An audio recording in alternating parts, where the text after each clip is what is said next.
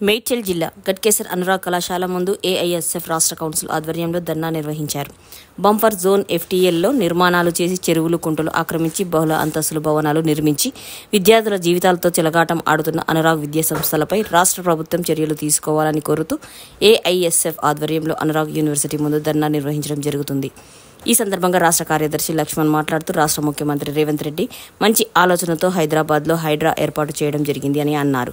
ఇప్పటికీ ఆయన పల్లా రాజేశ్వర్ రెడ్డికి సంబంధించిన అనురాగ్ యూనివర్సిటీపై తగిన చర్యలు తీసుకోవాలని అన్నారు.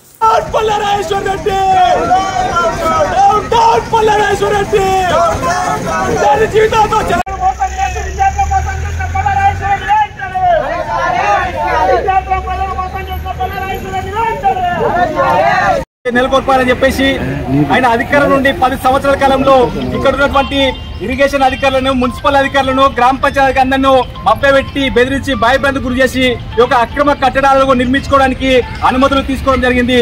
అంటే ఈ రోజు 10 సంవత్సరాల కాలంలో బీఆర్ఎస్ పార్టీ అధికారం నుండి ఎమ్మెల్సీగా అదేవిధంగా ఎమ్మెల్యే కొనసాగుతూ ఈరోజు విద్యార్థులను, విద్యార్థి తల్లిదండ్రులను అదేవిధంగా అధికారులను మోసం చేసి ఈ రోజు ఒక నిర్మాణం చెప్పడం జరిగింది. వాస్తవానికి ఒక సర్వే నెంబర్ 796 మరియు 813లో నాదంచుడిని కబ్జా చేసి కట్టుకుని చెప్పేసి చాలా పూర్తిగా సమాచారం ఉన్నది. అంటే అనేక ఆధారాలు ఉన్నాయి. మీ ఆధారాలకు సంబంధించినటువంటి మీరు నిజంగా బఫర్ జోన్ కానీ లేకపోతే నాదంచుడిని కబ్జా చేసుకోండి మీరు నిర్మించిన అయితే దాన్ని మీరు నిరూపించుకోవాల్సిన అవసరం పల్లా రాజేశ్వరి పై ఉన్నది. అంటే మీరు ఈ రోజు ఏదైతే విద్యార్థి సంఘాలు కానీ లేవనెత్తిన ప్రశ్నలకు సమాధానాలు చెప్పకుండా మీరు ఒక దబాయించే ప్రయత్నం చేస్తున్నారు. మేము ప్రధానంగా తెలంగాణ రాష్ట్ర ప్రభుత్వాన్ని అదేవిధంగా తెలంగాణ రాష్ట్ర ముఖ్యమంత్రి రేవంత్ రెడ్డి గాని అదేవిధంగా హైడ్రా కమిషనర్ రంగారెడ్డి డిమాండ్ చేస్తా ఉన్నాం.